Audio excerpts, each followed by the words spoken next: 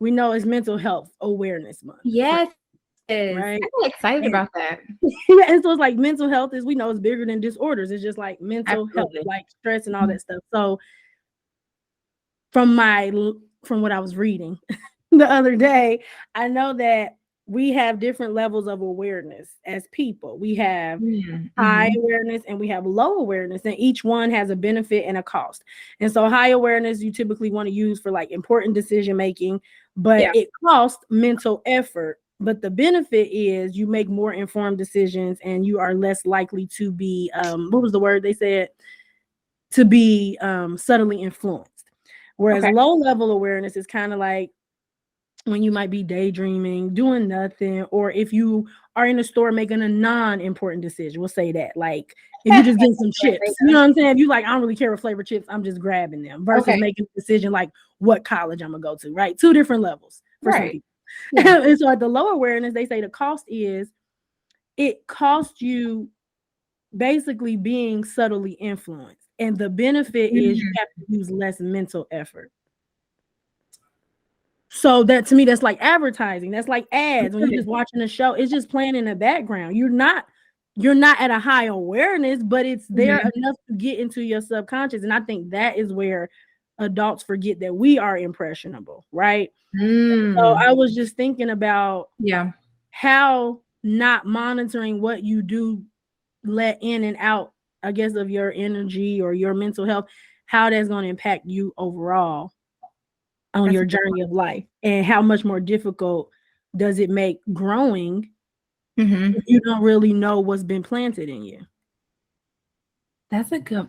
Why did that make me think of like how, I mean, nothing's wrong with this, people, you do what you like to do, but like when sometimes there's like a TV playing like in the background, and although you're not like watching what they're saying on the news, or you're not paying attention to this scary movie where they're killing people, like some part of you is soaking that in.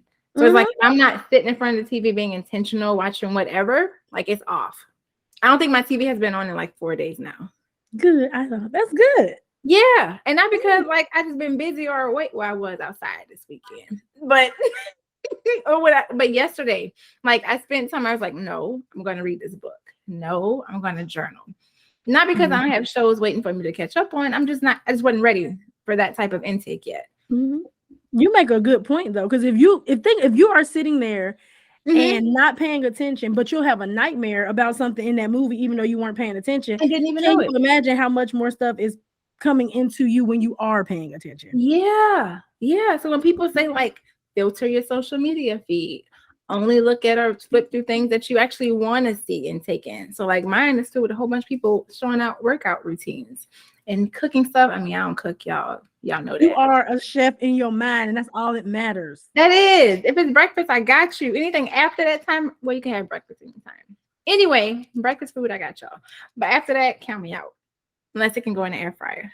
Okay.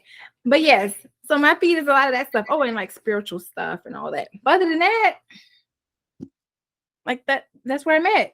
And so it's kind of like you are being intentional about what you do absorb with where you have the control, right? Sometimes you can't control what you absorb, but it's kind of like, how much of controlling, since you mentioned like your timeline, how much of controlling what you can absorb helps or impacts your overall mental health as just a person, you personally. Like, how does that help you mentally to be controlling it like that, to try and control and put out the stuff you don't really want to absorb at that type of level? It can be a blessing and a curse. And I think because I'm thinking about, like we talked about episodes before about the gym and it being a healthy habit or an unhealthy habit in terms of how you internalize it.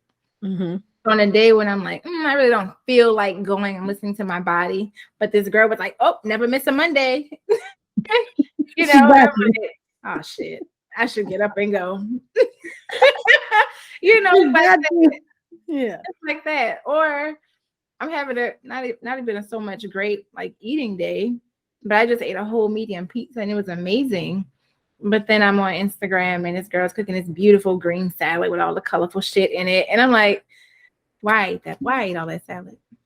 I mean, all the pizza. Why did I do that? Because it was good. It was amazing. I might get some. I'm not gonna do it. Oh, but okay, so it helps you. Like it seems like first of all, it keeps you like accountable. A little bit. Yes, that's the word. Yes, Okay. accountable, discipline, self-check, all that.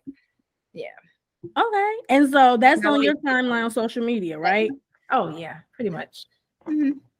And so I think we all have to just be more cognitive of what we let in, but also that comes with people, right? It's not just the subliminal stuff, it's certain people in your life also, and being able to understand that you're absorbing them and parts of them. And then I think Bree, you speak on it all the time, like when you say, you said it last time, it may be the episode before, you said when women be on this man bash and stuff, you be like, I just try not to be in that conversation, because that type of energy can get caught up in that, right? I don't co-sign it.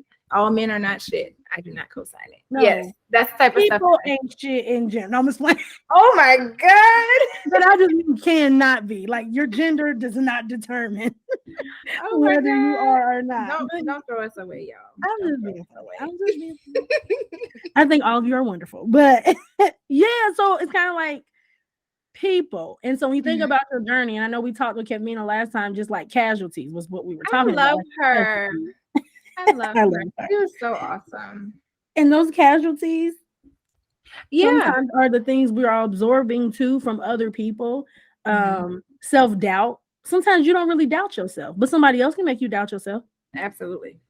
And so I'm always a firm believer that you don't tell people stuff unless you can stand up internally against their rebuttals about whatever you got to say.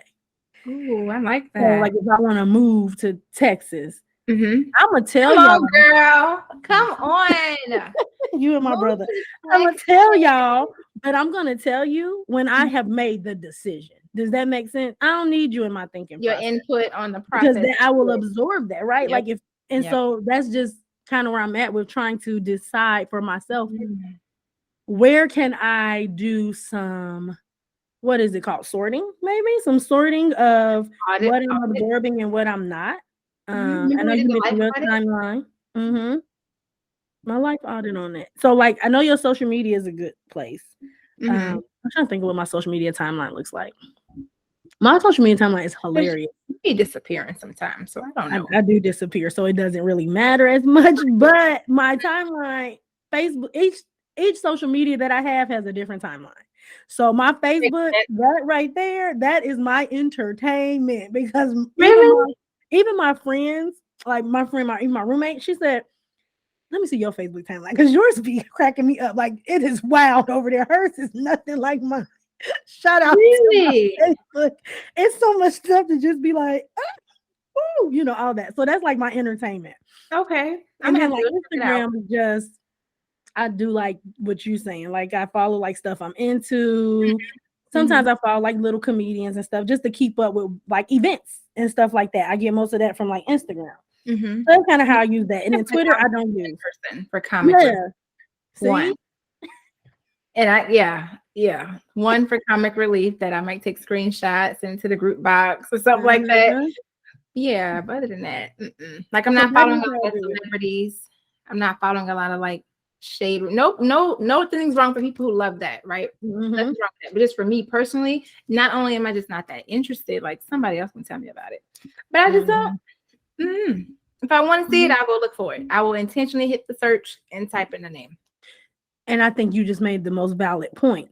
It's not so much of keeping things off your timeline because you think they're bad. It's more like, when I go on my timeline, I don't never know what's going to show up. So if I can at least control who I'm following and choose when I want to participate in things that I feel are not the best for me personally, I can go look for it, right? Like, it's still there, but it doesn't have to be at my house, kind of, essentially. So that makes sense. But do you think there are ways to watch our own absorption in like life? Like when we're around people, we're at work, or just society? Yeah. Like, I said I was out this weekend.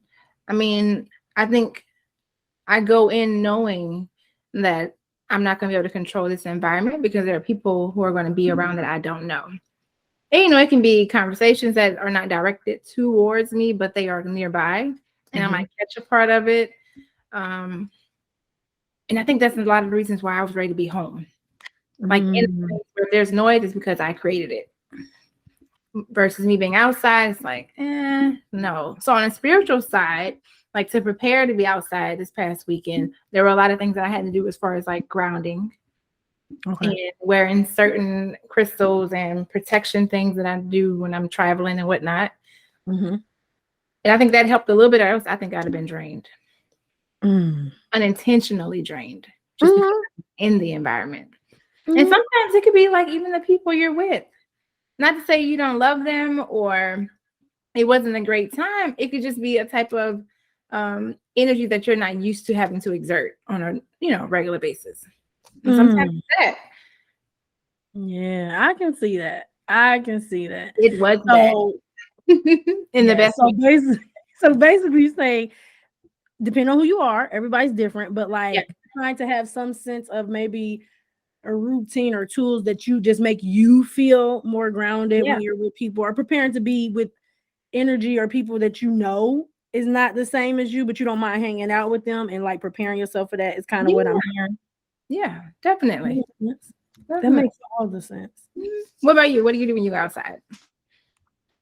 I try not to go outside, Bree. That's the problem. I knew you were. You're not gonna say that. I came in town. You went outside. You know what? I'm gonna tell you the truth. When I go outside, I don't know if I actually do anything, if that makes sense, to like prepare myself. Yeah. But when I go outside, I have always been the type of person that I'm in a bubble. So I'm a fun person. I'm friendly. Like if I go somewhere, somebody's gonna talk to me. Like it's a thing. But for the most part, even when I'm with my friends, it's like I came to hang out with you all or be with you. We are the party in my mind, right? So nothing else matters. Party. To me, that's just it. So I think when I'm out, I don't go out unless I want to. That's the other part, probably. Let me. I've gotten to a place I used to go all the time. No is valid. Yes, I know it's valid, but I do. So I try to just focus on who I'm with, what I'm doing, and then I am aware of my surroundings. Like you notice little things around you, conversations or stuff that's happening that I don't really want to be influenced by. I can remove myself. Absolutely. I definitely can remove myself, but I just focus on the people I'm with. It makes it easier because I chose to be with them, right? So it's a little different, and it helps me isolate out everybody else and not feel impacted by it, right? The other thing I think I do is I have a rule for myself, and my rule is when I go outside and when I'm gonna be around people, I'm always, as long as I can, like as long as I'm not being forced, like an emergency situation, like I'm always trying to come out in my best energy anyway, so that all the rest of that can't impact me. And I noticed that I just took control. So like, you know how like things are contagious. And so instead of letting you or this situation infect me, I'm gonna infect you because I'm too friendly now. I'm all bubbly. And so now people who in a bad mood, I'm probably irritating you because you're not in a good mood, but you can't really stay in that. So instead of me joining you, I'll just make you join me. And or we can just both stay separate. Or that. But I'm not joining you. So those are the things I kind of do. And I encourage people, I agree with Bree, like you have to do something to monitor what you take on. And that includes kids, like your family, your friends, like it includes all those things. The reason I said that, your face got so big, I'm gonna tell you why. When you say kids, I was like, where's she going with this? Because I had a conversation with somebody and they were saying, like this idea, I think a lot of parents probably deal with, moms like feeling like trying to be a good mom, right? And I said, sometimes when things happen, parents get upset with themselves because they feel like their kid is doing something bad or like they should have been a better parent. And so I brought up and I said, well, sometimes it's not parenting and you keep forgetting that your kid has a personality. And some of that is their personality versus not parenting. But I said most of that thinking comes from when you see other people doing stuff, the first thing you say is, their parents must have raised them. Right. That's what you say. And so now when that happens, you have taken on that thinking without realizing it for yourself. Yeah. And you've absorbed that. You've absorbed it. Like if my kid is doing this, because this is what everybody else is saying, my kid is doing this, I must be a bad parent. But I know a lot of people that when you meet their parents, you be like, this can't be your family because you don't act nothing like these people. Yes. Yeah. So that's kind of like, so I'm like, you gotta like, it's everywhere around you where things are always impacting you. And I think knowing yourself is important. Yeah.